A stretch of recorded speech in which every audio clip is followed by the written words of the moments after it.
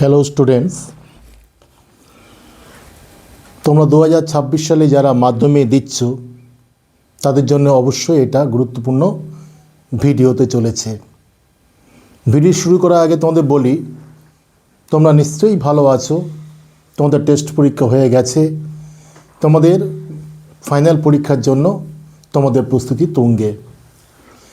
তোমাদের ভিডিওর মাধ্যমে 2026 সালে যে সম্ভাব্য ম্যাথের যে প্রশ্নগুলো আসার সম্ভাবনা তার টেস্ট পেপারে কোশ্চেন থেকে সলভ করলে তা বোঝা যায়।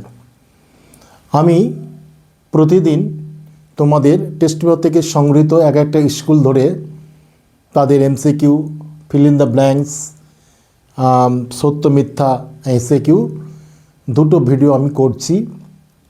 এর আগে ভিডিও অন্য স্কুলের দুটো ভিডিও ছেড়েছি। এবারে বালুরঘাট LMAU বিদ্যালয়ের এর আগে একটা ভিডিও আমি ছেড়েছি, এটা হচ্ছে এসএকিউ নিয়ে দ্বিতীয় ভিডিও। অবশ্যই তোমরা মন দিয়ে শুনবে এবং শোনার আগে বলি, যদি তোমরা এই চ্যানেলে নতুন হও অবশ্যই তোমরা সাবস্ক্রাইব করো এবং প্রয়োজনীয় যদি কোনো মন্তব্য থাকে, কোনো সাজেশন দেওয়ার থাকে অবশ্যই কমেন্ট সেকশানে গিয়ে জানাতে ভুলো না। শুরু করা যাক এসএকিউ নিয়ে। এই এসএকিউতে টোটাল 12টা কোশ্চেন থাকে, 2 নম্বরে করে 10টা কোশ্চেনের উত্তর দিতে হয়। দুটো কোশ্চেন তোমাদের অপশনাল থাকে, 12টার মধ্যে 10টা যে কোনো উত্তর দিতে হয় এবং 2 নম্বর করে থাকে। তাহলে দেখো, বালুরঘাট LMAU বিদ্যালয়ের যে 12টা এসএকিউ পড়েছিল তা এক এক করে ক্রমান্বয়ে সহজ ভাষায় তোমাদের সামনে উপস্থাপন করছি। দেখো, 6 মাস অন্তর দেহ 10% চক্রবৃদ্ধি হার সুদে 10,000 টাকা এক বছরে চক্রবৃদ্ধি সুদ কত? চক্রবৃদ্ধি সুদ বলেছে, 6 মাস অন্তর দেহ, তার 6 মাস অন্তর মানে কি? সুদের পর্ব কতটা বছরের সুদের পর্ব কতটা সেটা 12 দিয়ে ভাগ করতে হয় 2। যদি 3 মাস বলতো 12/3 সমান 4। যদি 6 মাস যদি তোমার 3 মাস অন্তর বলতো, 4 মাস অন্তর বলতো, 4 3 বার, এইভাবে তোমাদের করতে হয়। এখানে 6 মাস বলেছে, 6 মাস সুদের পর্ব হচ্ছে 2। সেক্ষেত্রে চক্রবৃদ্ধি এখানে কিন্তু ভালো করে খেয়াল রাখতে হবে, সমূল চক্রবৃদ্ধি বলে আর একটা হচ্ছে চক্রবৃদ্ধি সুদ বলে, খেয়াল রাখতে হবে। আমরা কিন্তু সমূল চক্রবৃদ্ধি সুদের সূত্র জানি, সেটা সমূল চক্রবৃদ্ধি সুদ থেকে আসলটা বাদ দিলে চক্রবৃদ্ধি সূত্র পাই। তাহলে সমূল চক্রবৃদ্ধি সুদে কি আসলটা পাই 1000 ইন্টু, তাহলে এখানে লিখবো, তোমাকে 2 নম্বরে বলেছে লিখতে হবে, লিখবো চক্রবৃদ্ধি সুদ ইজ ইকুয়াল টু বৃদ্ধি সুদ। চক্রবৃদ্ধি সুদ ইজ ইকুয়াল টু কত না, আসল চক্রবৃদ্ধি, সমূল চক্রবৃদ্ধি থেকে আসলটা বাদ দেওয়া। সমূল চক্রবৃদ্ধি সুদের সূত্রটা আগে লিখি, সেটা হচ্ছে 1000, আসল আগে থাকবে, ইন্টু 1 প্লাস সুদের পর্ব কত 2, তাহলে সুদের হার কত 10, 10টাকে আগে রাখবো R/2, তার মানে 10/2 ডিভাইডেড বাই 100। এটা উপরের সঙ্গে জড়িয়ে নাই কিন্তু, এটা এর সঙ্গে, এটা কিন্তু এর সঙ্গে জড়ি 1 প্লাস এইটা টু দি পাওয়ার, এবারে এনটা নেব n ইন্টু সুদের পর্ব কত 2। সুদের পর্ব যা থাকবে হারের সঙ্গে ডিভাইডেড করে তার নিচে 100 রাখবো, আর টু দি পাওয়ারে n ইন্টু 2, এনটা n কত বছর 1 বছর, তার মানে এখানে 1 ইন্টু 2। এটা সমূল চক্রবৃদ্ধি, এর থেকে কিন্তু আসলটা বাদ দিতে হবে, আসলটা কত 1000। তাহলে চক্রবৃদ্ধি সূত্র পেয়ে গেলাম। এইবারে দেখো, এই 1000 দুটোর মধ্যে কমন পাচ্ছি, তাহলে কমনটা নিই। তাহলে 1 প্লাস এখানে কি হচ্ছে 10 আর 2 কাটলে 5, তাহলে কত পাচ্ছি 5 এর 100 to the power 2 minus 1, to the power 2 minus 1। এটা এখানে ব্র্যাকেটে রাখি, দিয়ে এটা সেকেন্ড ব্র্যাকেট এখানে করি, বোঝা গেল? তাহলে 1 প্লাস 10 বাই করলে 5, 5 এর 100 টু দি পাওয়ার 2 একে 2 মাইনাস এখানে 1000 করলে 1 কমন পাবো, তাহলে কত 1000, এখানে কত পাচ্ছি, এখানে 1 আর 20, তাহলে এখানে যোগ করলে কত 21 এর 20, 21 এর হ্যাঁ 20 একে 20, 21 এর 20 হোল স্কয়ার মাইনাস 1, এটা হচ্ছে, বোঝা গেল। তাহলে এবারে ক্যালকুলেশনে চলে এসো, এখানে কত 21 স্কোয়ার করলে কত হয় 441, 20 স্কোয়ার করলে কত হয় 400 মাইনাস 1, তাহলে 1000, এখানে পাচ্ছি 441 মাইনাস 400 ডিভাইডেড বাই 400, তাহলে এখানে কত হচ্ছে 1000 গুণ 41/400, কেটে গেল, এখানে কত হচ্ছে 5, এখানে হচ্ছে 2, তাহলে হচ্ছে 5 একে 5, 205 এর 2, 5 একে 5, 5 এ 10, তাহলে সুদ কত টাকা হচ্ছে চক্রবৃদ্ধি সুদ 10, 2 দুগুণে 102 টাকা 50 পয়সা, এটা হচ্ছে আনসার। এই সূত্র জানলে তোমাদের অঙ্ক সহজে হয়ে যাবে। 2 নম্বরটা দেখো, এ ও বি কোনো ব্যবসায় মোট 1050 টাকা লাভ করে, এ এর মূলধন 900 টাকা, লভ্যাংশ 630 টাকা হলে বি এর মূলধন কত? তাহলে ব্যবসায় মোট লাভ কত 1050 টাকা, তাহলে মোট লাভ কত? মোট লাভ হচ্ছে 1050 টাকা। এর মধ্যে তোমার এর লাভ কত? এর লাভ হচ্ছে 630 টাকা, তাহলে বি এর লাভ কত?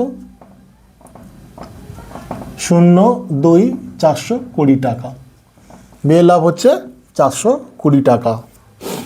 এইবারে বলেছে এ এর মূলধন 900 টাকা, তাহলে বি এর মূলধনটা কত? তাহলে আমরা কি জানি যে সারা বছর ধরে যখন টাকাটা ওঠানামা যাই হোক না কেন, তাহলে দুজন অংশীদারদের বা 3 জন অংশীদারদের মূলধনের অনুপাত তাদের লভ্যাংশ অনুপাত সমান হয়। তাহলে এক্ষেত্রে কি লিখব? এ এর মূলধন ডিভাইডেড বাই বি এর মূলধন সমান সমান এ এর লভ্যাংশ divided by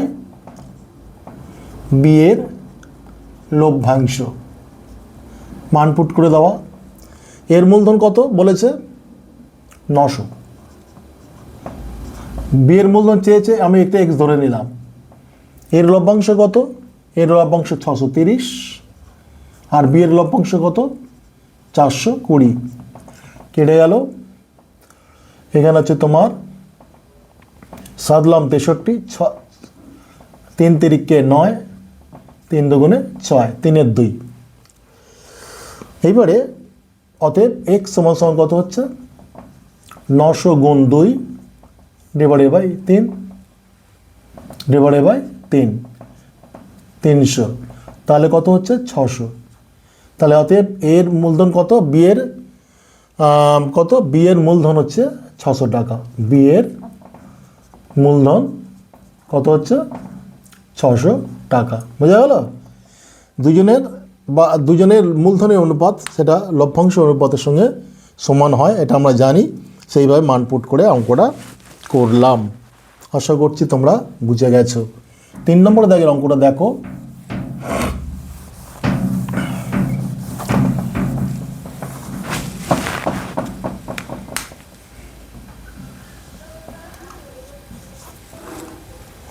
cx plus bx square minus a = 0 সমীকরণটি বিজোড়দ্বয় বাস্তব সমান হওয়ার শর্ত কি? এটা কিন্তু বুদ্ধিমত্তার অঙ্ক দিয়েছে। যদি মূল জায়গাটা জানো তাহলে এই অঙ্ক করতে সমস্যা হবে না। মূল জায়গাটা কি ছিল? মূল সমীকরণ ax² plus bx plus c = 0। এই সমীকরণ থেকে বিজোড়দ্বয় বাস্তব সমান কখনই হবে? যখন b² মাইনাস 4ac = 0 হবে। এটা যখন হবে তাহলে b² মাইনাস 4ac নির্ণায়ক এটা হচ্ছে বীজ নির্ণায়ক, বি স্কোয়ার মাইনাস 4ac, সেটা যদি 0 হয় তাহলে বীজদ্বয় বাস্তব এবং সমান হবে। কিন্তু আমার এখানে সমীকরণ দিয়েছে কি, সমীকরণ দিয়েছে cx plus b x square minus a is equal to 0। তাহলে আমার এ এক্স স্কোয়ার মূল সমীকরণ কী হচ্ছে এক্স স্কোয়ারের সহ, তাহলে সাজাবো কি b x square plus c x minus a is equal to 0, এটা সাজাবো। তাহলে আমি ওই জায়গায় চলে যাবো। অতএব তাহলে শর্তটা কী হচ্ছে দেখো, বি স্কোয়ার মানে বি এর জায়গায় কী আছে সি আছে, তাহলে সি স্কোয়ার মাইনাস 4 ইন্টু এ মানে কি এক্স স্কোয়ারের সহগ, এক্স স্কোয়ার সহগ কত আছে বি, আর সি মানে কি সি হচ্ছে মাইনাস এ আছে, তাহলে এখানে হচ্ছে minus a is equal to 0, এইটা হবে। বুঝা গেল? বা সি স্কোয়ার মাইনাস এ মানে c plus 4ab is equal to 0। তাহলে বীজদ্বয় বাস্তব সমান হওয়ার শর্তটা কী হবে, c square plus 4ab is equal to 0। আশা করছি তোমরা বুঝে গেছো। 4 নম্বরেরটা, a square plus b square varies as a b হলে দেখাও যে a plus b varies as a minus b. তাহলে কি দিয়েছে, a square plus b square varies as a b. এখানে খেয়াল রাখতে হবে এখানে এ প্লাস বি আছে, তাহলে এখানে এ স্কোয়ার প্লাস বি স্কোয়ার দেখা যাচ্ছে এ প্লাস বি হোল স্কোয়ার সূত্র যদি আনতে পারি, তাহলে এখানে এ স্কোয়ার প্লাস বি স্কোয়ার আছে প্লাস 2b যদি আনতে পারি তাহলে কিন্তু অঙ্কটা হয়ে যাবে। দেখো কি করছি, বা a square plus b square is equal to k into, এখানে লিখতে হবে যেখানে কে হচ্ছে অশূন্য ভেদ ধ্রুবক, অশূন্য ভেদ ধ্রুবক। এইবারে দেখো যদি আমাকে 2ab আনতে যায় এখানে, তাহলে এখানে যদি আমি এখানে যদি আমি মাইনাস ডিভাইডেড বাই 2ab দিয়ে ভাগ করি তাহলে কী হয় দেখো, a square plus b square divided by 2ab দিয়ে ভাগ করছি, এখানে কে ইন্টু এখানে 2ab দিয়ে ভাগ করলে এখানেও 2ab দিয়ে ভাগ করতে হবে। লিখতে হবে উভয় পক্ষকে 2ab দিয়ে ভাগ করে পাই, এটা লিখতে হবে। তাহলে এটাকে ab কেটে গেল, তাহলে কে বাই 2 আছে, তাহলে a square plus b square divided by 2ab into k by 2। এইবারে দেখো এবার হচ্ছে যোগ ভাগ পদ্ধতি। যোগ ভাগ পদ্ধতির নিয়মটা কি, যেটার সঙ্গে এটা প্লাস করা একবার আর নিচে এটার সঙ্গে এটা মাইনাস করা। দেখো যোগ ভাগ পদ্ধতির দ্বারা কীভাবে পাচ্ছি, a square plus b square plus 2ab divided by a square plus b square minus 2ab, উপরের সঙ্গে প্লাস করে উপরের সঙ্গে মাইনাস করে নিচে। তাহলে পরেরটা তাই করব, k plus 2 divided by k minus 2। লিখতে হবে যোগ ভাগ প্রক্রিয়া দ্বারা, তাহলে বা এইবার দেখো a square plus 2ab plus b square, এখানে চলে আসছে কি এ প্লাস বির হোল স্কোয়ার, এখানে ডিভাইডেড বাই এখানে কি আসছে a square minus 2ab plus b square মানে কি হচ্ছে এ মাইনাস বির হোল স্কোয়ার সমান একে রেখে এম ধরি। লিখতে হবে ধরি k plus 2 divided by k minus 2 is equal to m, এটা হচ্ছে অশূন্য ধ্রুবক। এইবারে যদি এখানে তো স্কোয়ার নেই, এখানে তো এ প্লাস বি হচ্ছে, তাহলে এখানে কী করব a plus b by a minus b, সেটা সমান কোন হবে রুট এম। করতে পারি কি না, এটা পুরোটা স্কোয়ার হলে ওইদিকে চলে গেলে রুট এম হয়ে যায়। তাহলে এটি যদি অশূন্য ধ্রুবক তাহলে সেই হিসাবে লিখতে পারি, সেই হিসেবে লিখতে হবে অতএব a plus b varies as a minus b. লিখতে হবে যেহেতু রুট এম একটি অশূন্য ধ্রুবক, এখানে লিখতে হবে প্রুভড বা প্রমাণিত। যে যেরকম লিখতে পারো। আশা করছি এই ভেদের এই অঙ্কটা বুঝে গেছে। একটু বুদ্ধিমত্তার অঙ্ক ছিল, কোথায় যোগ করতে বিয়োগ করতে কোন প্রসেসটা কাজে লাগাতে হবে তোমাকে অঙ্ক দেখে বুঝে নিতে হবে। নেক্সট অঙ্কে চলো। নেক্সট অঙ্কে চলো 5-এ। 5 নম্বরের দাগে দেখো যে একটি বৃত্তস্থ চতুর্ভুজের পরপর 3টি কোণের অনুপাত 1:2:3 হলে প্রথম ও তৃতীয় কোণের মান কত? বৃত্তস্থ চতুর্ভুজ, এটা হচ্ছে বৃত্তস্থ চতুর্ভুজ। ধরা যাক এটা এ বি সি ডি, পরপর 3টি কোণ অনুপাত 1:2:3। তাহলে কোণগুলো ধরি কোণগুলি হচ্ছে একটা হচ্ছে এক্স, আর একটা হচ্ছে 2x, আর একটা হচ্ছে 3x, পরপর বলেছে। তাহলে এই কোণটা যদি আমি x ধরি তাহলে এই কোণটা অবশ্যই 2x, এই কোণটা হচ্ছে অবশ্যই 3x। একটা উপপাদ্য আছে যে বৃত্তস্থ চতুর্ভুজের পরস্পর বিপরীত কোণগুলির মানের সমষ্টি হচ্ছে 180 ডিগ্রি বা সম্পূরক। বৃত্তস্থ চতুর্ভুজের বিপরীত কোণদ্বয়ের সমষ্টি হচ্ছে 180 ডিগ্রি। এটা উপপাদ্য প্রমাণ আছে, তোমাদের পরীক্ষার জন্য ওটা পড়তেও পারে, তোমাদের পড়তে হয়। তাহলে সেই উপপাদ্য কাজে লাগাবো। তাহলে এই দুটো যোগফলটা কত হচ্ছে তাহলে এখানে লিখব। অতএব অ্যাঙ্গেল লিখতে হবে। আমরা জানি যে বৃত্তস্থ চতুর্ভুজের বিপরীত কোণগুলোর সমষ্টি হচ্ছে 180 ডিগ্রি। আমরা লিখছি না, তাহলে লিখতে পারি অতএব a plus c is equal to 180 degree, বা x plus 3x is equal to 180 degree, বা এক্স সমান সমান কত হচ্ছে 180/4, তার মানে হচ্ছে 45 ডিগ্রি। তাহলে আমার কি চেয়েছে? প্রথম এবং তৃতীয় কোণের মান। প্রথম কোণের মানটা হচ্ছে এ, তাহলে প্রথম কোণের মান পেয়ে গেছি। অতএব প্রথম কোণের মান 45 ডিগ্রি। তৃতীয় কোণের মান চেয়েছে, অতএব তৃতীয় কোণের মান কত? 3x, 3 × 45, তার মানে হচ্ছে 135 ডিগ্রি। এটা হলো উত্তর। 6 নম্বর দাগে দেখো, দুটি সদস্যকোণী ত্রিভুজের পরিসীমা যথাক্রমে 20 সেমি 16 সেমি। প্রথম ত্রিভুজের একটি বাহুর দৈর্ঘ্য 9 সেমি হলে দ্বিতীয় ত্রিভুজের অনুরূপ বাহুর দৈর্ঘ্য কত? এখানে একটা উপপাদ্য আছে, দুটি সদস্যকোণী ত্রিভুজ, তাহলে প্রথম ত্রিভুজের পরিসীমা ডিভাইডেড বাই দ্বিতীয় ত্রিভুজের পরিসীমা সমান সমান প্রথম ত্রিভুজের বাহুর দৈর্ঘ্য ডিভাইডেড বাই প্রথম ত্রিভুজের বাহুর দৈর্ঘ্য দ্বিতীয় ত্রিভুজে। তাহলে এখানে সূত্র আছে, সেই উপপাদ্যকে কাজে লাগাবো। তাহলে লিখব কি? প্রথম ত্রিভুজের পরিসীমা ডিভাইডেড বাই দ্বিতীয় ত্রিভুজের পরিসীমা সমান সমান প্রথম ত্রিভুজের বাহু ডিভাইডেড বাই দ্বিতীয় ত্রিভুজের বাহু। এটা উপপাদ্য। বা প্রথম ত্রিভুজের পরিসীমা কত? 20, দ্বিতীয়টা কত? 16। প্রথম ত্রিভুজের বাহু কত? 9। দ্বিতীয় ত্রিভুজে বলেছে বাহু বার করতে হচ্ছে, এক্স ধরে নিলাম।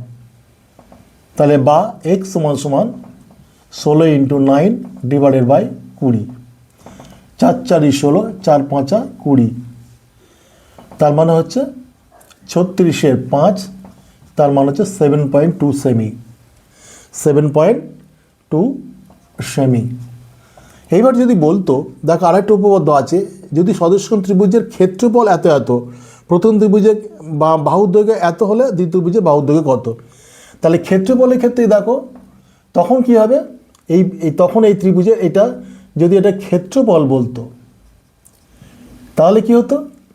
তাহলে এটা তখন কি হতো? প্রথম ত্রিভুজের বাহু স্কয়ার ডিভাইডেড বাই দ্বিতীয় ত্রিভুজের বাহু স্কয়ার হয়ে যেত। এবার মান পুট করে অঙ্কটা হয়ে যাবে। পরিসীমার ক্ষেত্রে তখন কিন্তু বাহুগুলো স্কয়ার হবে না, ক্ষেত্রফল বললে বাহু স্কয়ার ডিভাইডেড দ্বিতীয় বাহু স্কয়ার হয়ে যেত, অঙ্কটা হয়ে যেত। তোমাদের সুবিধার্থে এটা আমি জানালাম। পরিসীমা না দিয়ে যদি ক্ষেত্রফল বলে তখন কিন্তু এই সূত্রটা কাজে লাগাতে হবে। 7 নম্বরে দেখো এবিসি সমকোণী ত্রিভুজের এবিসি সমকোণী ত্রিভুজ কি?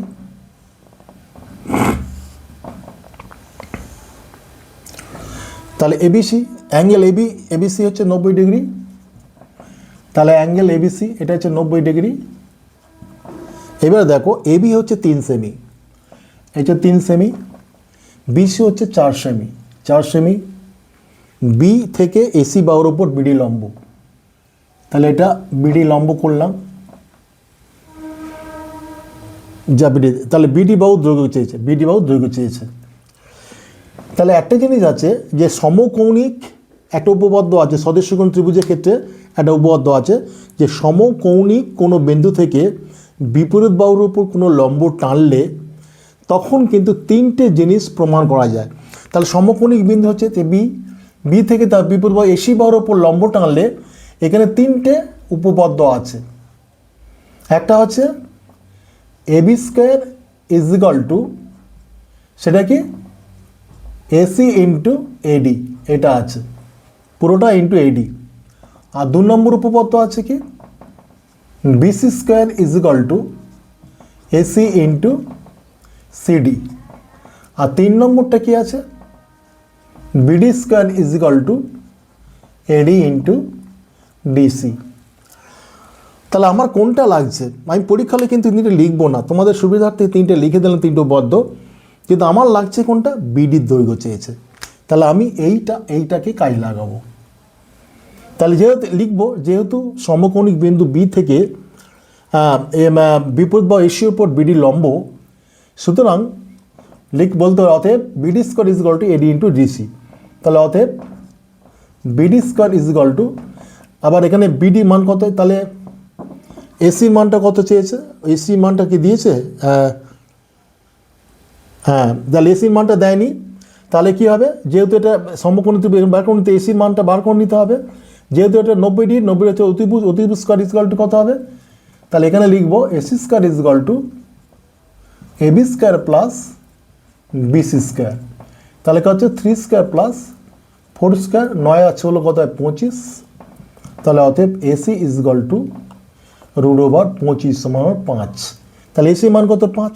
আবার লিখতে হবে যেহেতু বিডি লম্ব এসি, তাহলে অতএব এডি সমান সমান ডিসি সমান সমান হাফ ইন্টু এসি। এটাও উপপাদ্য প্রমাণ আছে যে যদি কোনো সমকোণী কোনো ত্রিভুজের কোনো শীর্ষবিন্দু থেকে বিপরীত বাহুর উপর যদি লম্ব হয় তাহলে সেই সমদ্বিখণ্ড বিপরীত বাহুকে 2টি ভাগে ভাগ করে দেয়, সেটা ভাগ করে দিচ্ছে।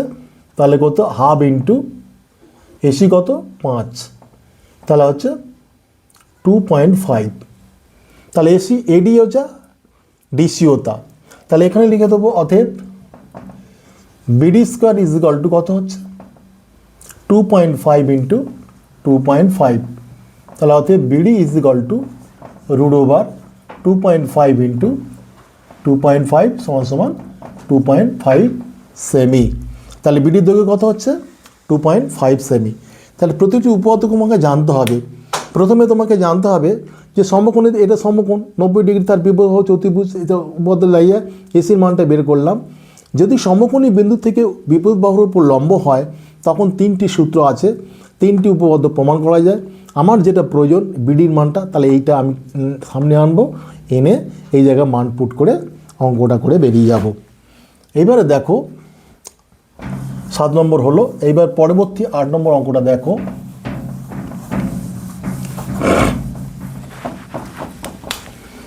8 নম্বরটা দেখো, ভালো করে অঙ্ক তোমরা মন দিয়ে দেখো, আশা করছি তোমরা উপকার হবে। tan 2a is equal two cot a minus 30 degree হলে sec a প্লাস 20 ডিগ্রি কত। তাহলে tan 2a is equal two cot a minus 30 degree এটা বলেছে। তাহলে একটা কি জানি যে tan থিটা মানে কি cot into 90 degree minus theta, এটা তো জানি, সেই জায়গায় লিখবো। তাহলে cot into 90 degree minus 2a, সেটা সমান সমান কট এ মাইনাস 30 ডিগ্রি। তাহলে উভয়পক্ষে কট চলে যাচ্ছে, তাহলে 90 degree minus 2a is equal to a minus 30 degree, বা minus 2a minus a is equal to minus 30 minus 90, বা minus 3a is equal to minus 120 degree, উভয়পক্ষে মাইনাস কেটে গেল, এ ইজ ইকুয়াল টু কত হচ্ছে 120/3 সমান সমান 40 ডিগ্রি। তাহলে এইবারে কি লিখব, এইবারে আমি চেয়েছে আমার কোথায় গেল 8টা এ সেক এ প্লাস 20, তাহলে সেক এ প্লাস 20 ডিগ্রি, তাহলে সেক হচ্ছে 40 ডিগ্রি প্লাস 20 ডিগ্রি, তাহলে সেক 60 ডিগ্রি, সম্ভবত 60 ডিগ্রি হচ্ছে 2, তোমরা দেখবে যদি আমার এটা ভুল হয় তোমরা ঠিক করে নিও, তবে অঙ্কটা হচ্ছে এই সম্ভবত 60 হচ্ছে 2 হবে, তোমরা একটু মিলিয়ে নিও, দেখে নিও। 9 হচ্ছে প্রমাণ করো 1 minus cos square theta by 1 plus sine theta is equal to sine theta. দেখি বামপক্ষ লেফট হ্যান্ড সাইড লিখব, সেটা কত 1 minus cos square theta divided by 1 plus sine theta, বুঝা গেল। দেখো এখানে লসও করি 1 প্লাস সাইন থিটা, তাহলে এখানে পাচ্ছি 1 plus sine theta minus cos square theta. একটা সূত্র আছে না, sine square theta plus cos square theta is equal to 1 আছে না, তাহলে এখানে সাজাই 1 minus cos square theta minus sine theta divided by 1 plus sine theta. তাহলে 1 minus cos square theta is equal to কত হচ্ছে সাইন স্কয়ার থিটা, দেখা যাচ্ছে না, তাহলে এখানে লিখব 1 মাইনাস কস স্কয়ার থিটা লিখব সাইন স্কয়ার থিটা, তাহলে sine square theta minus sine theta divided by 1 plus sine theta.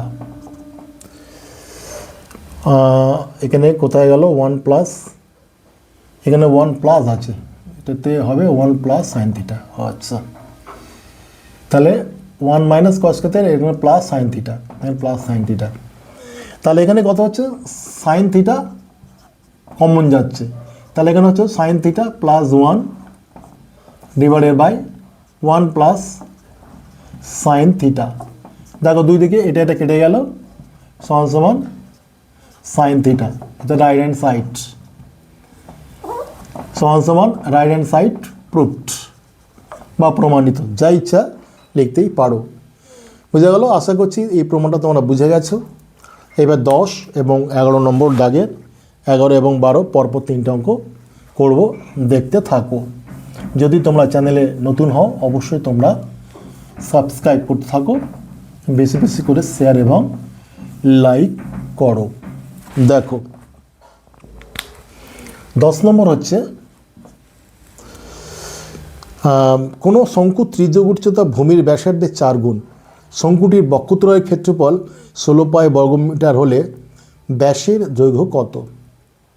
শঙ্কু কিরকম, শঙ্কুটা হচ্ছে এইটা এরকম, এটা হচ্ছে শঙ্কু, হ্যাঁ, তাহলে শঙ্কুটির বক্ষতল, বক্ষতল মানে এইটা এল, এটা হচ্ছে বক্রতল, এটা হচ্ছে এল, বক্রতলকে এল দ্বারা প্রকাশ করা হয়। আর শঙ্কু তির্যক, ও এটা হচ্ছে তির্যক উচ্চতা, এটা হচ্ছে তির্যক উচ্চতা, এটা হচ্ছে উচ্চতা, এটা হচ্ছে আর, এটা হচ্ছে এইচ, এটা হচ্ছে আর, এটা হচ্ছে এল, বোঝা গেল। তাহলে শঙ্কুর বক্ষতলের ক্ষেত্রফলের সূত্র কি, শঙ্কুর বক্ষতলের ক্ষেত্রফলের সূত্র হচ্ছে শঙ্কুর বক্রতলের ক্ষেত্রফলের সূত্র কি, সেটা হচ্ছে পাই আর এল, আর ব্যাসার্ধ, এল হচ্ছে তির্যক উচ্চতা, বা শঙ্কুর বক্ষতলের ক্ষেত্রফল কত বলছে 16 পাই, তাহলে অতএব লিখতে পারি পাই আর এল সমান সমান 16 পাই, অভিভাবকে পাই পাই কেটে গেল। এইবার হচ্ছে আর এল সমান সমান 16 বলেছে, এখানে আর একটি জিনিস বলে তির্যক উচ্চতা ভূমির ব্যাসার্ধের 4 গুণ, তাহলে ব্যাসার্ধ যদি আর হয় তাহলে ত্রিজ্যের উচ্চতা এল কত হচ্ছে 4r, তাহলে এল সমান 4r। তা নাকি ত্রিজ্যের উচ্চতা যদি ভূমির ব্যাসার্ধের 4 গুণ হয় তাহলে হচ্ছে ব্যাসার্ধ যদি আর হয় তাহলে এলটা কত হচ্ছে 4r, তাহলে সেই জায়গায় ফেলে দিই, তাহলে আরে ফেললাম, এল হচ্ছে 4r, সেটা সমান 16। তাহলে 4r square is equal two 16 বা আর স্কোয়ার ইজ ইকুয়াল টু 4 বা আর ইজ ইকুয়াল টু কত 2, আর এর মান কত হচ্ছে 2।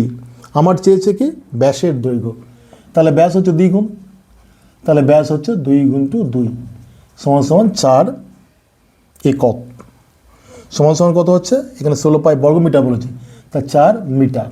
এটা হচ্ছে উত্তর। বুঝতে পারছো? সূত্র ধরে পরপর ধরে ধরে তোমাকে আলোচনা করবো। আশা করছি তোমাদের বুঝে গেছো। 11 নম্বর দাগে দেখো, সম ব্যাসার্ধ সম উচ্চতা বিশিষ্ট লম্ববৃত্তাকার চোঙ এবং অর্ধগোলকের আয়তন অনুপাত কত। আগে জানতে হবে লম্ববৃত্তাকার চোঙের আয়তন কত। লম্ব বৃত্তাকার চোঙের আয়তনটা কত πr², তাই না? আর অর্ধগোলকের, এইগুলো সূত্রগুলো কিন্তু জলের মতো বলতে হবে। অর্ধগোলকের আয়তন কত 2/3 πr³, 2/3 πr³ অর্ধগোলকের আয়তন। এবার চেয়েছে কি দুটো অনুপাত চেয়েছে, সম ব্যাসার্ধ, তাহলে আর এবং সম ব্যাসার্ধ সম উচ্চতা বলেছে, তাহলে আর এবং এইচ কিন্তু সমান,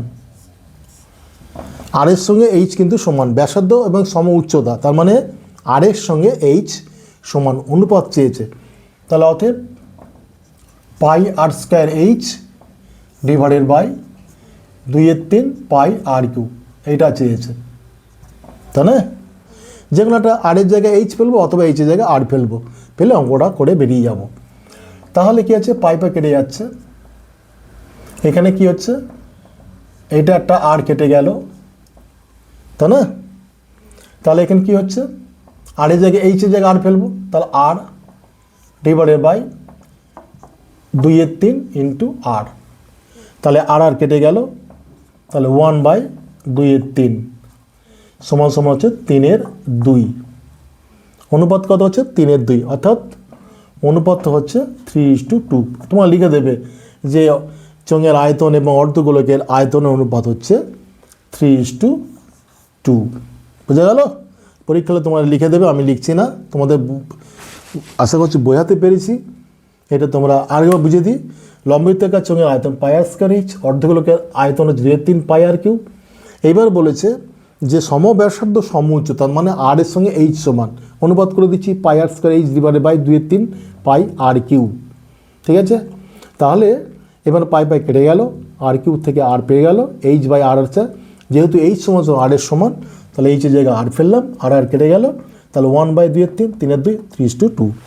আশা করছি তোমরা বুঝে গেছো।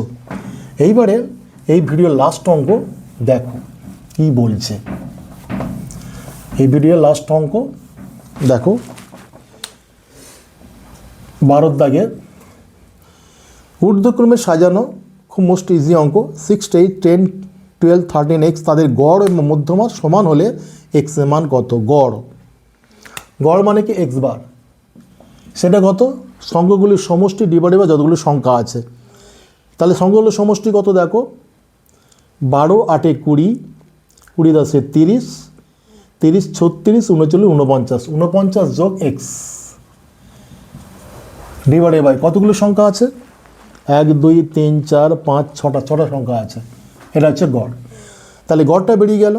মধ্যমাটা কি, মধ্যমাটা হচ্ছে সাজানো আছে আমার, তাহলে মাঝখানে ভ্যালুটা 1 2 3 4 5 6, তাহলে 6 হলে দুটো ভ্যালু বেরোবে, একটা দুটো বাদ গেল, তাহলে মধ্যমাটা কত বেরোচ্ছে 10 + 12 ডিভাইডেড বাই 2। তাহলে মধ্যমাটা কত হচ্ছে, মধ্যমাটা হচ্ছে 10 + 12 ডিভাইডেড বাই 2। তোমরা একটু লিখে দেবে, আমি লিখছি না, তোমাদের বোঝার জন্য জাস্ট সংক্ষেপ এটা করে দিচ্ছি। যেহেতু এটা বলবে যে এটা ইভেন সংখ্যা আছে, জোড় সংখ্যা আছে, সুতরাং তার ভ্যালু n + n/2 + n/2/2 এর তম সংখ্যার গড়, এই সিম্পল লিখে দেবে, দিকে মধ্যমাটা বার করে দেবে, দুটো সমান করতে বলেছে। তাহলে অতএব 49 plus x divided by 6 into 22/2। হ্যাঁ 10 আর 10 12 কত 22/2। তাহলে এটা কেটে গেল 11।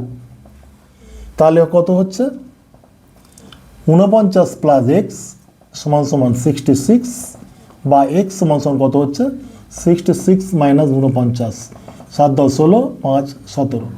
তাহলে এক্সের মান কত হচ্ছে 17। তোমাদের খুব সহজভাবে বালুরঘাট LMAU বিদ্যালয়ের এই বছরের টেস্টে পড়া SAQ নিয়ে সংক্ষিপ্ত এবং সহজ ভাষায় যতটা পারি তোমাদের আলোচনা করার চেষ্টা করেছি। আশা করছি তোমাদের এটা বুঝতে পেরেছো। যদি বুঝতে না পারো ভিডিও পজ করে করে স্লো মোশন তোমরা দেখতে থাকো, অবশ্যই তোমরা বুঝতে পারবে। এরপরে ভিডিওতে অবশ্যই অন্য একটা স্কুলের টেস্টে কোশ্চেন পড়া নিয়ে তোমাদের সামনে হাজির হব। তোমরা অবশ্যই সঙ্গে থেকো। চ্যানেলে নতুন হলে সাবস্ক্রাইব করো। আজ এই পর্যন্ত।